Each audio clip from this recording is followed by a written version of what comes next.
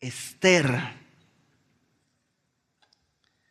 Estuvimos varias semanas haciendo estudios tópicos, ¿no? Temáticos acerca de lo que creemos, pero ya vamos a regresar a nuestro estudio verso a verso de toda la palabra. Pero como pues fueron varios meses que hemos estado desenganchados de la historia que veníamos llevando, que el día de hoy vamos a hacer una introducción para ver dónde volvemos a encajar y de qué hablamos cuando hablamos de Esther, en qué momento histórico estamos y todo eso. Así que pues vamos a orar para comenzar. Señor, gracias por tu palabra, gracias porque nos permites venir a ella. Y sabemos que a través de tu palabra tú puedes transformar nuestra vida.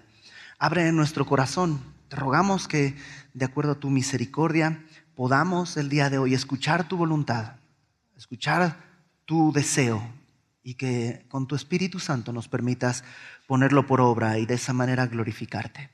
En el nombre de Jesucristo, Señor. Amén. Esther, capítulo 1.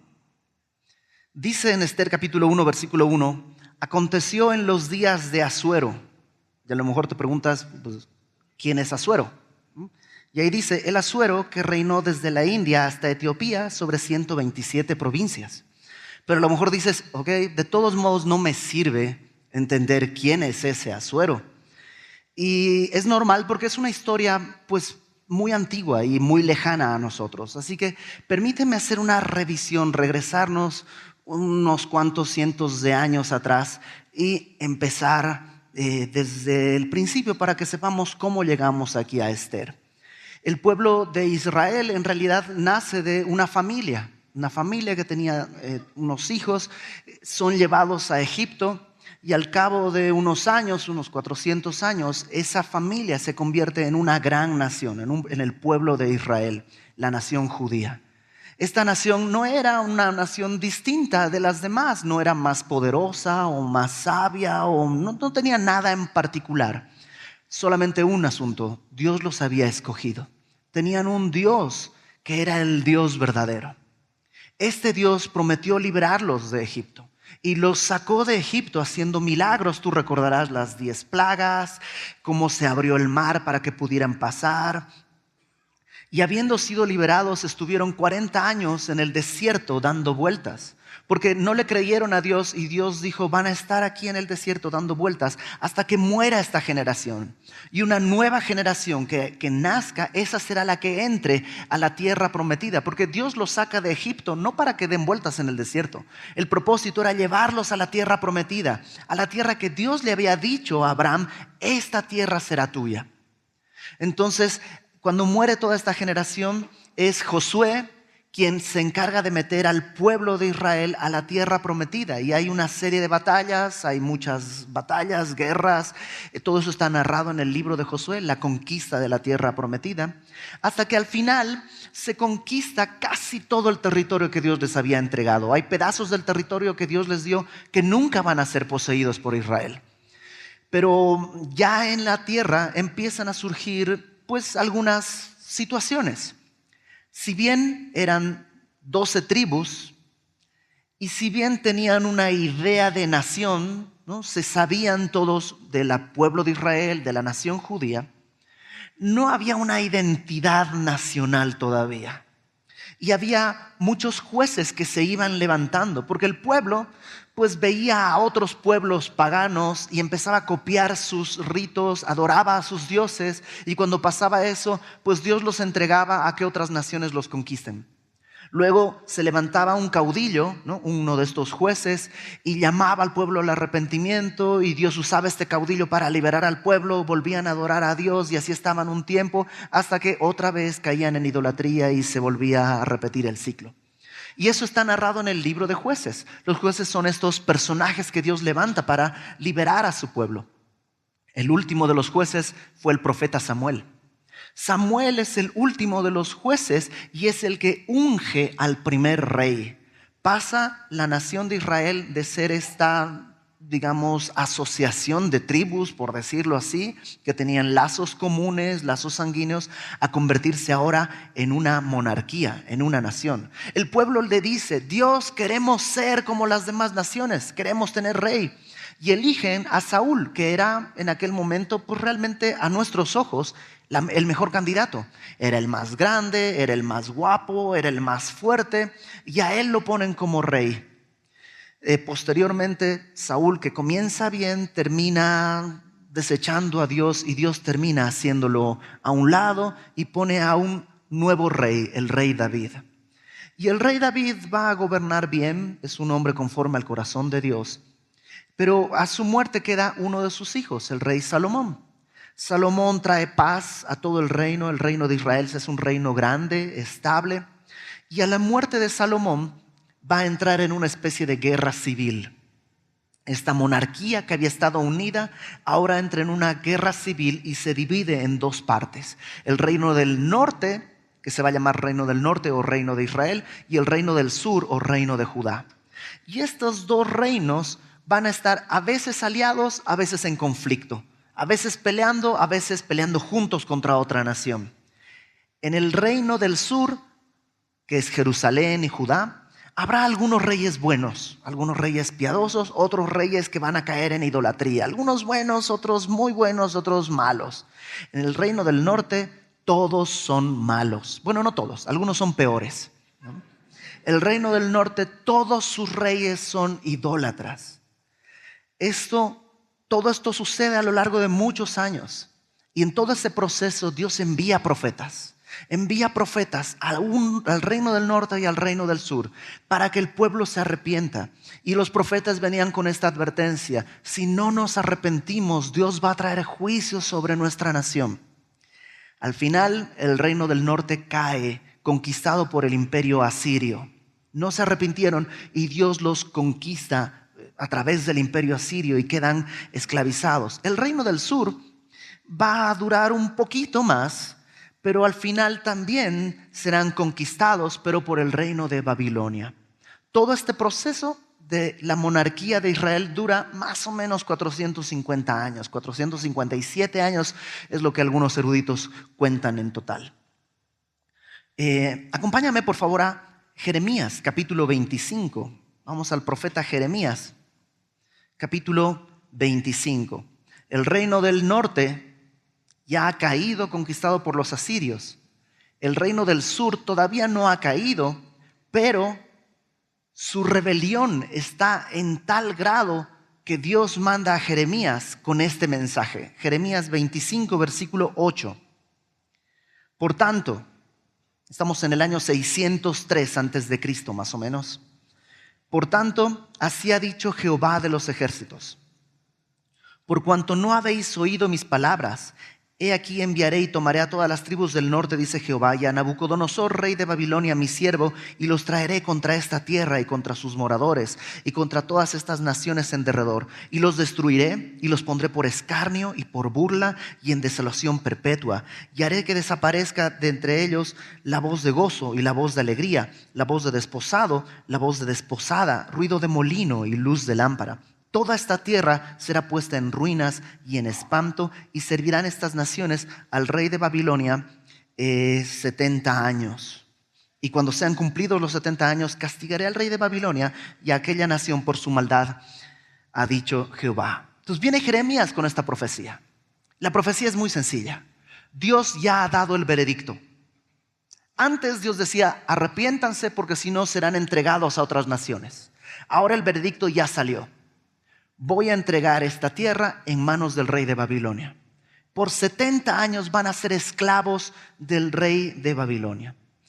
Y Dios no está dando una nueva advertencia, Dios ya está dando una sentencia. Esto es lo que va a suceder.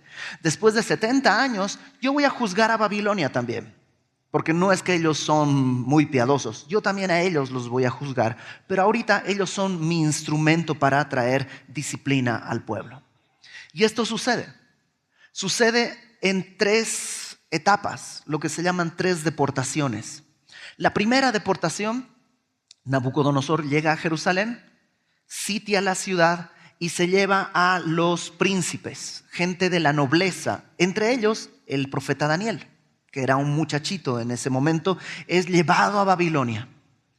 Un tiempo después vuelve Nabucodonosor porque Israel estaba rebelde y vuelve, y esta vez se lleva un montón de gente, me parece algo así como 10,000 cautivos, entre ellos el profeta Ezequiel. Y en una tercera ocasión vendrá Nabucodonosor porque el pueblo sigue rebelde, y esta ocasión ya viene y destruye la ciudad. Destruye los muros, destruye las puertas, destruye el templo, destruye las casas, devasta todo. Y Jerusalén deja de existir como ciudad, solo queda en ruinas. Bueno, estas 3 etapas son las maneras en las que Dios trae el juicio sobre Jerusalén y son deportados a Babilonia. Pero Jeremías 25 está profetizando antes de que suceda. Jeremías dice, esto es lo que va a suceder. 6 años más adelante de Jeremías 25, si vamos a Jeremías 29, esto sucede unos 6 años después. Ya pasó la primera y la segunda deportación, falta la tercera. Ya hay gente que ha sido llevada a Babilonia, pero todavía hay gente en Jerusalén, todavía la ciudad está en pie. Y Jeremías escribe esta carta desde Jerusalén a los que están en Babilonia, los que han sido llevados cautivos a Babilonia. Jeremías 29, versículo 4. Así ha dicho Jehová de los ejércitos, Dios de Israel, a todos los de la cautividad que hice transportar de Jerusalén a Babilonia. Edificad casas y habitadlas, y plantad huertos y comed del fruto de ellos. Casaos, engendrad hijos e hijas, dad mujeres a vuestros hijos y dad maridos a vuestras hijas, para que tengan hijos e hijas, y multiplicaos allí y no os disminuyáis. Y procurad la paz de aquella ciudad a la cual os hice transportar, y rogad por ella a Jehová, porque en su paz tendréis vosotros paz.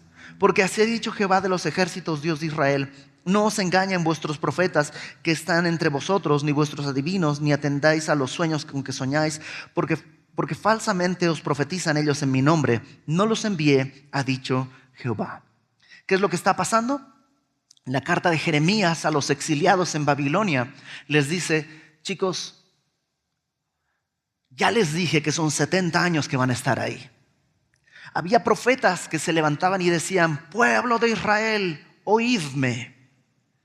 Dios nos liberará, regresaremos a Jerusalén en unos cuantos días, porque Dios es poderoso y nos rescatará y no nos dejará estar cautivos. Y así se levantaban profetas. Y Jeremías manda esta carta para decirles: Nel, son 70 años, la sentencia ya fue presentada.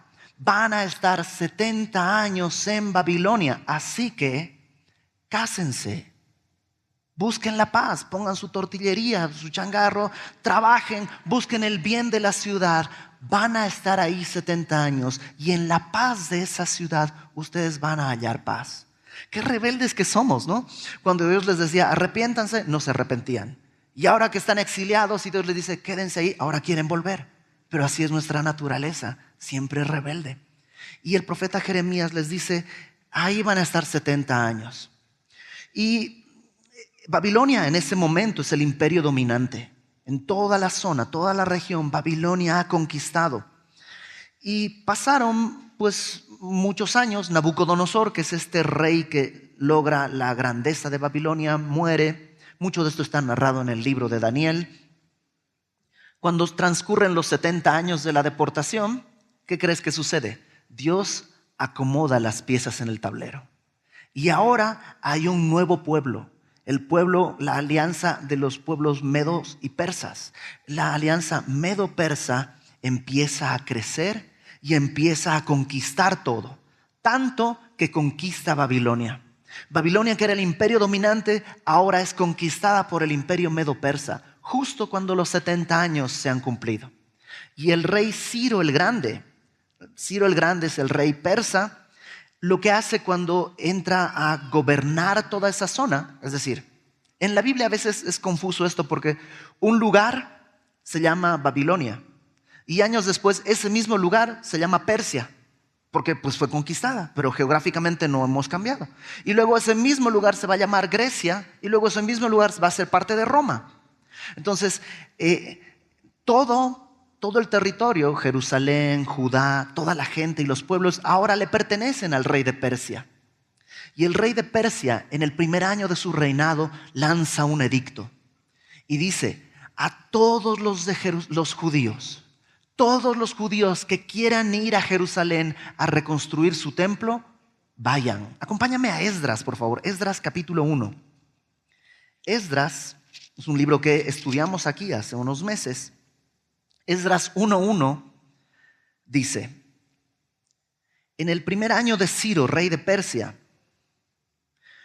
para que se cumpliese la palabra de Jehová por boca de Jeremías, despertó Jehová el espíritu de Ciro, rey de Persia, el cual hizo pregonar de palabra y también por escrito por todo su reino, diciendo: así ha dicho Ciro, rey de Persia: Jehová, el Dios de los cielos, me ha dado todos los reinos de la tierra y me ha mandado que le edifique casa en Jerusalén, que está en Judá. Quien haya entre vosotros de su pueblo, sea Dios con él y suba a Jerusalén, que está en Judá, y edifique la casa a Jehová, Dios de Israel. Él es el Dios, la cual está en Jerusalén. Entonces, en este decreto, el rey Ciro da carta blanca que los judíos pues ya pasaron 70 años. Entonces Dios abre las puertas para que puedan ir a reconstruir el templo. Y ese proceso está narrado en el libro de Esdras, a lo largo de 2 movimientos. El primero liderado por Zorobabel y el segundo por Esdras. Van a reconstruir el templo. Pero hay un detalle. Cuando Zorobabel va a Jerusalén obedeciendo el decreto, va a Jerusalén para reedificar el templo, muy poca gente va con él. Muy pocos.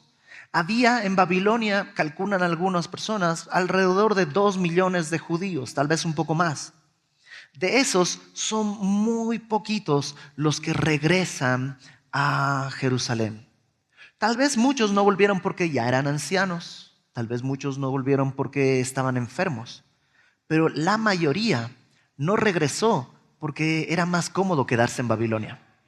Quedarse en Babilonia representaba pues tener tu negocio, tu familia, tus amigos, tu sociedad, tu vida. Muchos habían nacido ahí, esa era su vida. Ir a Jerusalén implicaba ir a una, no podemos decir ciudad, ir a unas ruinas donde no había absolutamente nada, solamente enemigos. Aún así, muchos dejaron todo. Abandonaron Babilonia, fueron a Jerusalén y empezaron la reconstrucción. Pero eran poquitos y había muchos enemigos. Entonces la reconstrucción del templo tarda mucho, es muy complicada. Tanto que hay un momento en que se detiene. Y nadie está reconstruyendo el templo está parado y todos están pues ocupados en sus propias vidas. Entonces Dios manda al profeta Zacarías. El profeta Zacarías en el capítulo 4, versículo 6, da esto que es muy famoso. Este pasaje es muy famoso porque ten en cuenta, son muy poquitos, hay muchos enemigos y tienen una gran tarea reconstruir el templo.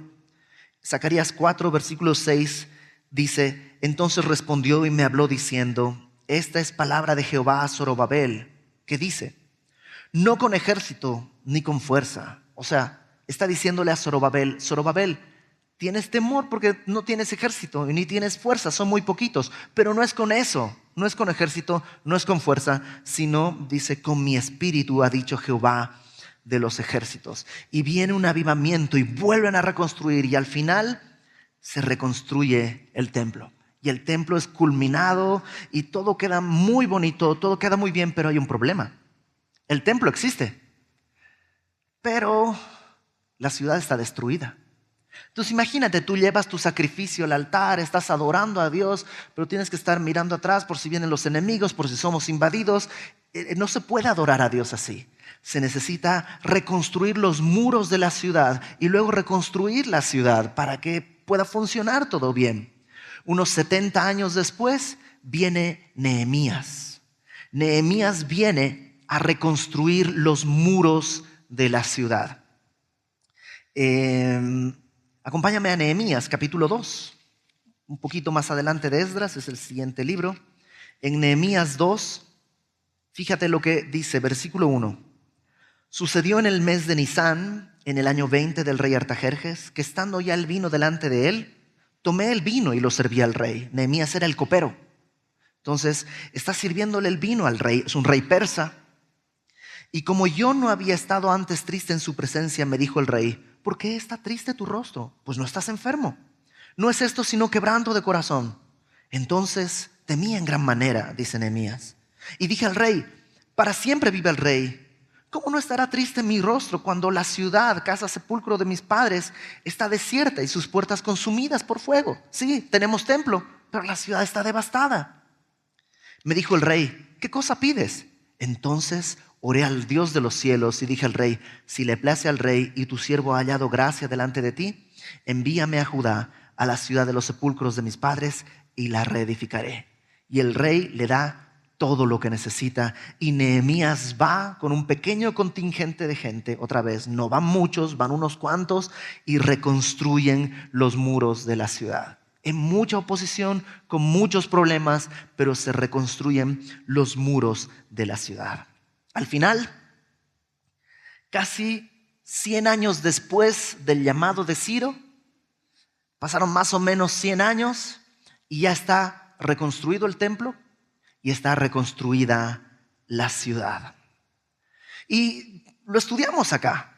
Tú sabes que estas dos cosas, estos dos libros, son historia, pero también son un símbolo de lo que Dios quiere hacer en nosotros. Nosotros, como estaba Jerusalén, nacemos devastados. Nuestra vida nace devastada. No es que, como hay un dicho, ¿no?, que no es bíblico, pero tiene una verdad profunda. El dicho dice, no somos pecadores porque pecamos, sino que pecamos porque somos pecadores. O sea, no se trata de lo que hago, sino de lo que soy. Y yo ya nazco inclinado al mal, soy un pecador. Por decirlo de alguna manera, el templo de mi corazón está devastado, habitado por es desierto, por chacales, por bestias. Ese es el corazón de todos nosotros. Por eso Dios envió a su Hijo para darnos un nuevo nacimiento. Necesitamos nacer de nuevo. Jesús dijo: lo que es nacido de la carne, carne es. Sí, todos nacemos con un cuerpo, pero somos carnales. Necesitamos nacer de nuevo, porque lo que es nacido del Espíritu es del Espíritu. Este nuevo nacimiento es lo que hace Esdras, entre comillas, ¿no? Esdras pone el templo para que podamos adorar a Dios. Antes de reconstruir el templo en nuestro corazón, adoramos todo menos al Señor. Pero cuando nacemos de nuevo, el templo de nuestra vida, de nuestro corazón, ahora es dedicado al Señor. Ponlo de esta manera: Dios viene a habitar en ti. Eres templo del Espíritu Santo. Ahora, si tú ya has nacido de nuevo, si tú ya eres cristiano, te habrás dado cuenta que el nacer de nuevo no es el final de la historia, es el principio. A veces decimos: ay, con que sea cristiano, pero ese es el principio, no es el final. Una vez que naces de nuevo, empiezas a darte cuenta que tu vida está como la ciudad de Jerusalén, devastada. Sí, quieres adorar a Dios, quiero adorar a Dios, pero constantemente tu carne, Satanás o el mundo entra a atacarte. ¿Qué necesitamos? Levantar los muros que nos protejan. La Biblia le llama a este proceso de levantar muros renovar nuestro entendimiento. Y entonces, a través de la palabra, a través de la consejería, a través del pastoreo, nuestros muros van creciendo con el Espíritu Santo, va haciendo esta obra. Dicho sea de paso, Nehemías quiere decir consolador. Entonces él va reconstruyendo los muros para que pues ya empiezas a decir: híjole, estar con tal grupo de personas no me conviene porque siempre termino haciendo algo mal. Entonces voy a dejar ese grupo de personas. ¡Pum! Se pone un muro ahí. Ya no voy a ver este tipo de programas. ¡Pum! Se pone un muro ahí. Y ahí sí vas poniendo muros para que puedas adorar a Dios con libertad. El problema es que hagas lo que hagas, mientras estemos vivos, hay una parte de nuestra vida cuyos muros están caídos. Siempre hay algo que falta hacer. Tú dices: ay, tengo este problema, voy a estar aquí poniendo el muro para que no peque de esta manera. Y ahí estás afanado en eso, y de pronto de este lado se cae el muro y por ahí se mete el enemigo. Y entonces vas para allá y así es la vida. Y va a ser así mientras estemos en este cuerpo. Dios va a hacer su obra, pero todos nos graduamos en un cajón de madera. Cuando terminamos, estamos ahí, ya delante de nuestro Padre en el cielo.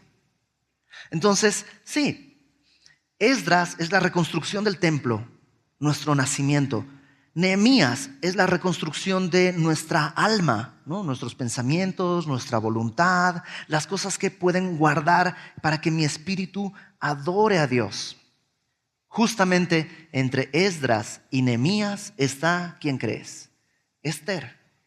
El libro de Esther está entre estos dos libros.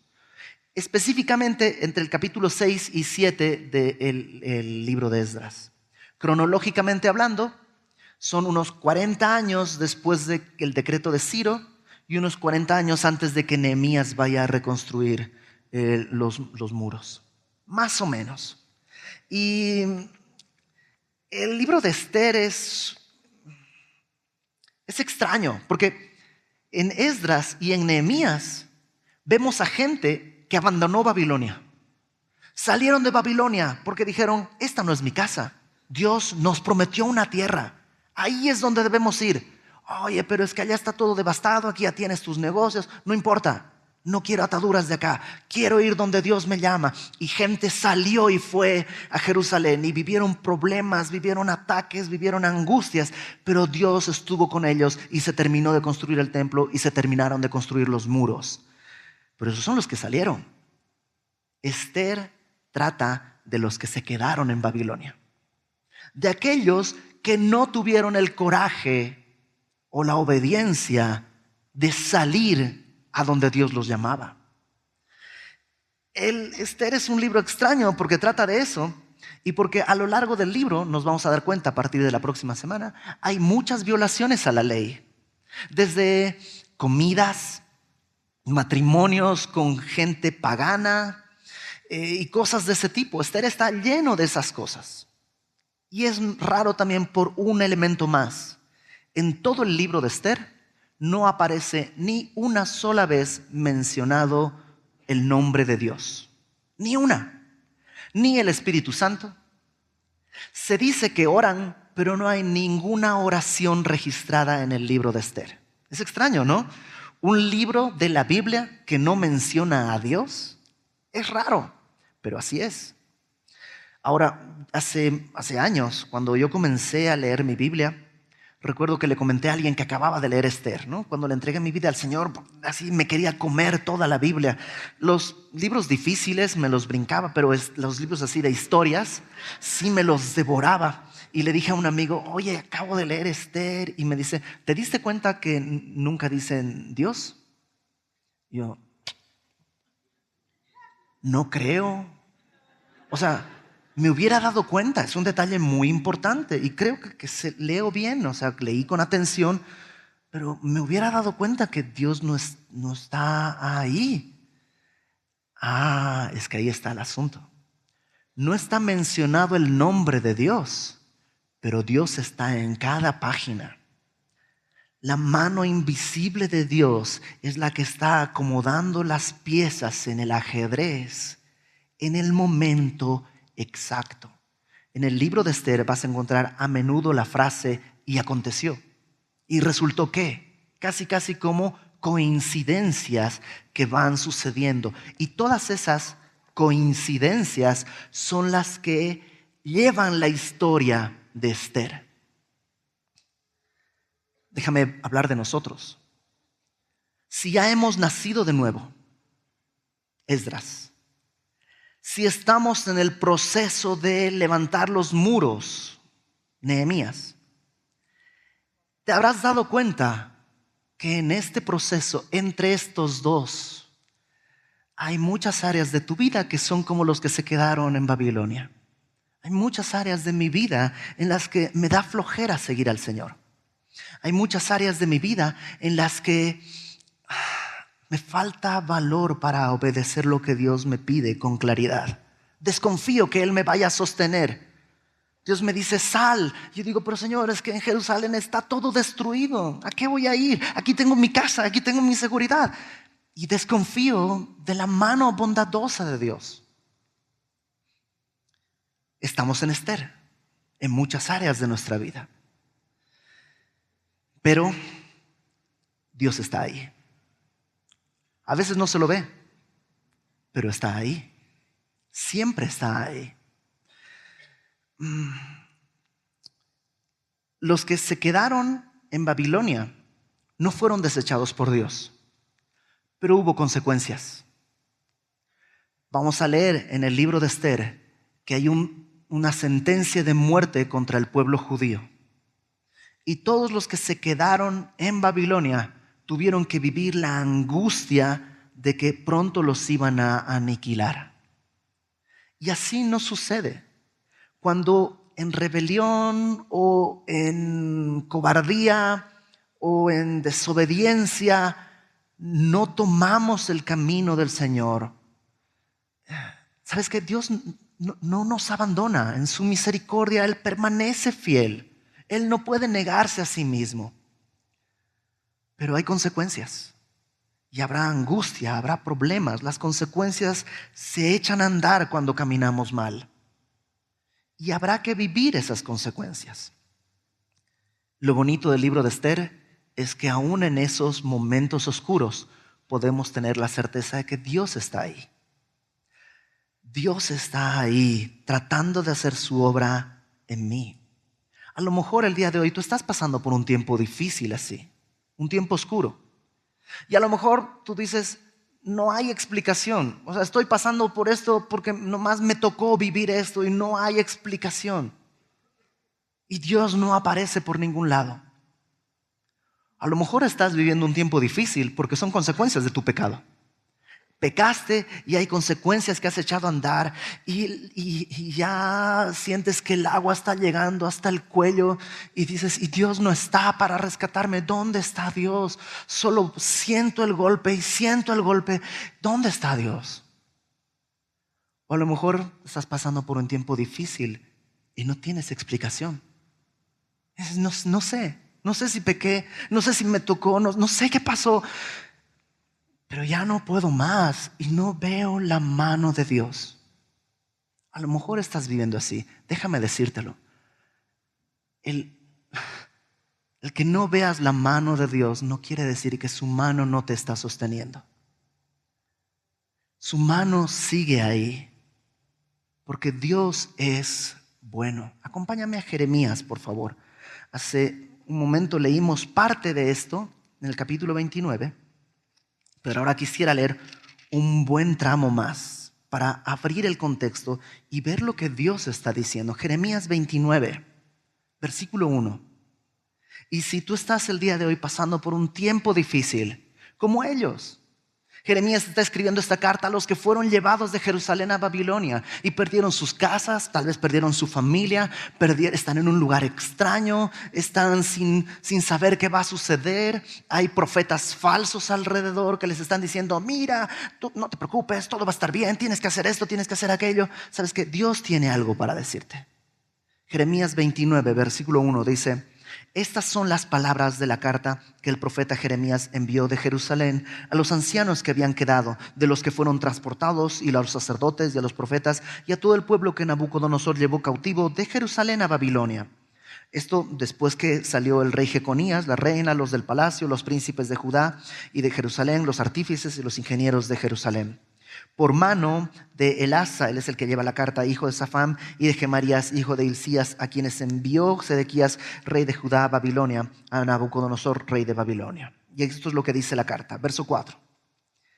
Así ha dicho Jehová de los ejércitos, Dios de Israel, a todos los de la cautividad que hice transportar de Jerusalén a Babilonia: edificad casas, habitadlas, plantad huertos, comed del fruto de ellos, casaos, engendrad hijos e hijas, dad mujeres a vuestros hijos, dad maridos a vuestras hijas, para que tengan hijos, y multiplicaos ahí y no os disminuyáis.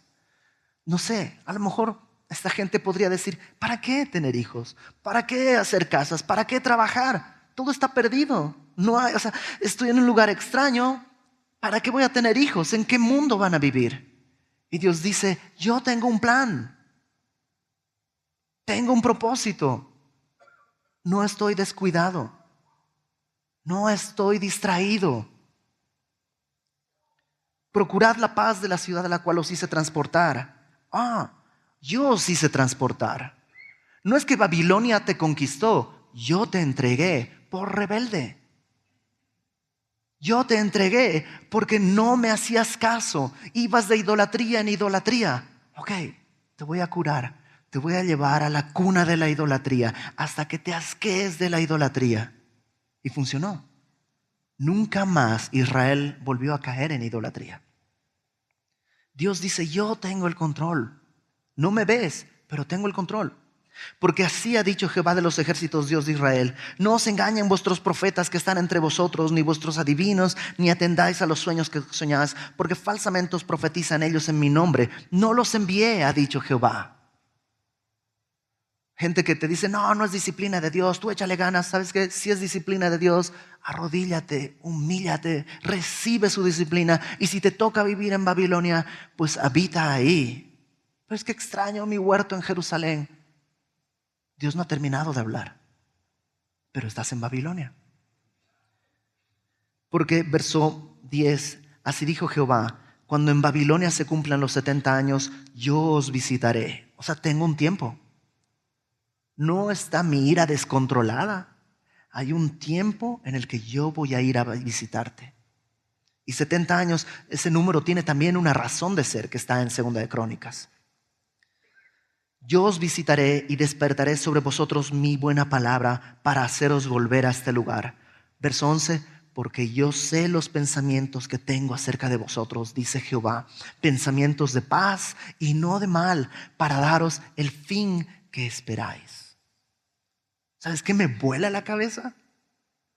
Que Dios dice, pienso en ti, pienso en ti. O sea, no piensa Dios en la humanidad. ¿Sabías que Dios piensa en ti? En el momento y en el lugar en el que estás el día de hoy. Dios piensa en ti, se acuerda de ti, te ve, llora contigo, sufre contigo. O sea, me vuela la cabeza. No solo piensa en ti, Dios piensa bien de ti. Sus pensamientos son de bien, no de mal. ¿Para qué?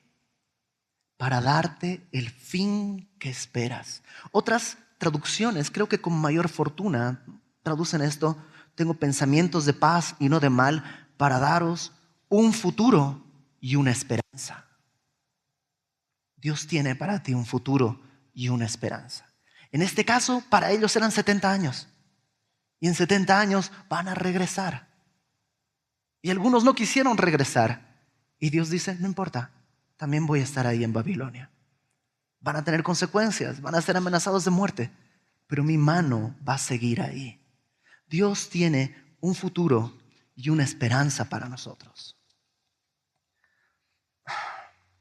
Esther es una muestra de que en los tiempos más oscuros, en los hoyos más profundos, todavía nos alcanza la mano de Dios y todavía su misericordia se renueva una vez más cada mañana. Esther es un libro en el que podemos ver que Dios nos llama a confiar en Él porque Él tiene un futuro y una esperanza. Aunque pienses que Dios está distante, que Dios es distinto, que Dios es ajeno, que Dios es rencoroso, no es verdad. Su mano está ahí. Muchas veces no entendemos porque no podemos ver el futuro. Tú y yo vemos lo que está delante de nuestros ojos. Por eso dice Pablo, no por vista. La fe, creer que Dios tiene un futuro. Dios tiene una esperanza. No lo veo, pero creo que Dios tiene un futuro. Dios tiene una esperanza. Eso es ver las cosas que no están acá. La certeza de lo que se espera, la convicción de lo que no se ve. Y Dios ya lo prometió. Ahora, acompáñame a Apocalipsis, por favor. Apocalipsis. La gente en Esther está pasando un tiempo difícil.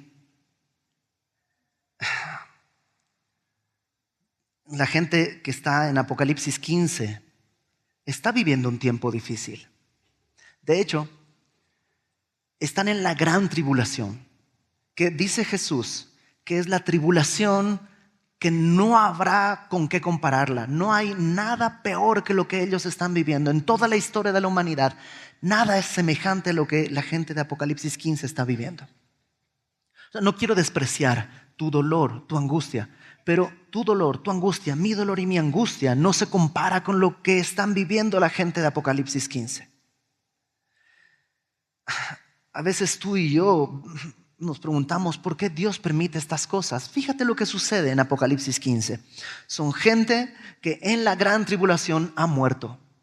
Han muerto por su fe en el Señor. Y ahora están en el cielo. Llegaron al cielo. Apocalipsis 15, versículo 3.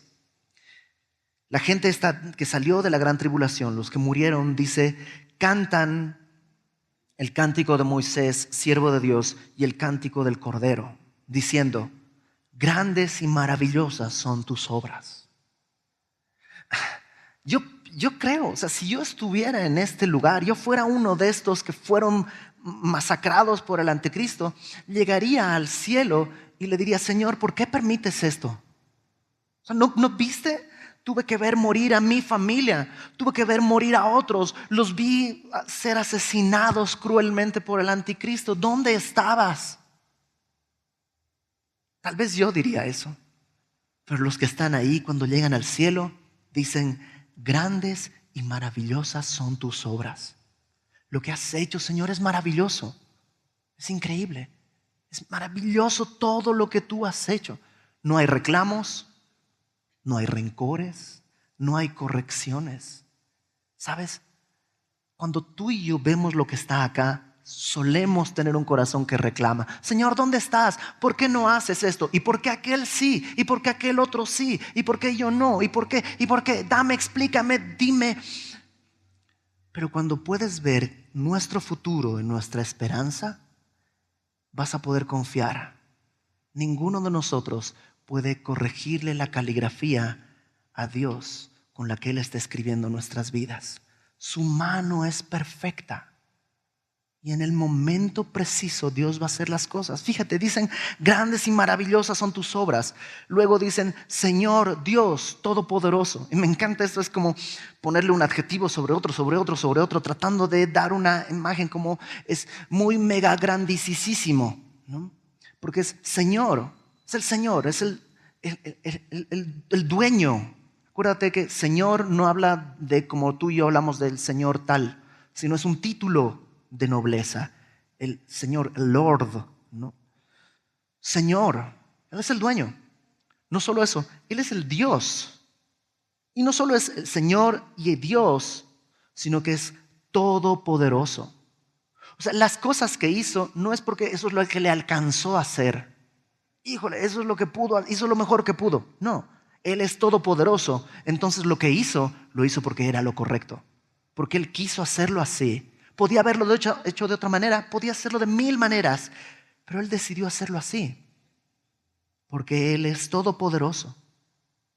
Y luego dicen estos hombres, justos y verdaderos son tus caminos.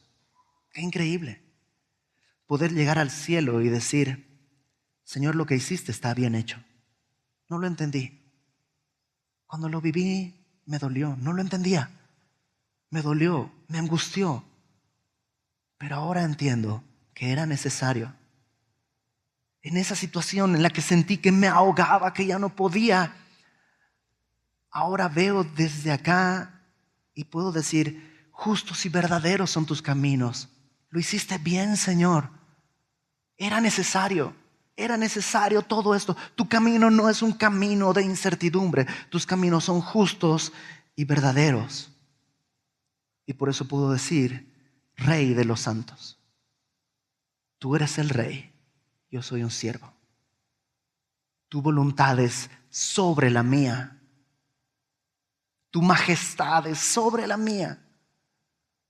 Yo solo soy un siervo, pero soy un siervo que tú has escogido. Tú eres el Rey de los escogidos, santo es apartado. Verso 4. ¿Quién no te temerá, oh Señor, y glorificará tu nombre? Eso me llama la atención porque normalmente las cosas buenas no nos dan temor. Entonces cuando tú vas en la calle y hay un perro feroz, pues sí, te pasas al otro lado de la banqueta porque el perro me da miedo, entonces me voy a un lado y el temor me hace apartarme. Pero en el caso del Señor, en la Biblia está al revés, o más bien aquí está volteado.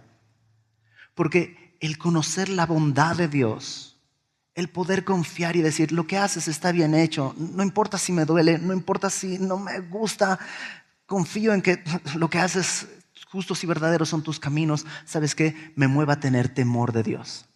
Y el temor de Dios no me aleja, sino me acerca al Señor.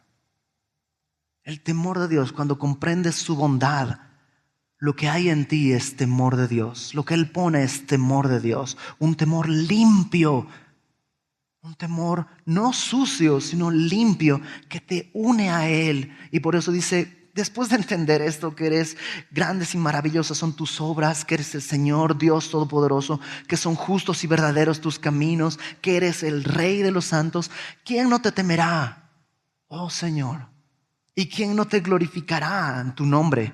Pues solo tú eres santo, por lo cual todas las naciones vendrán y te adorarán, porque tus juicios se han manifestado.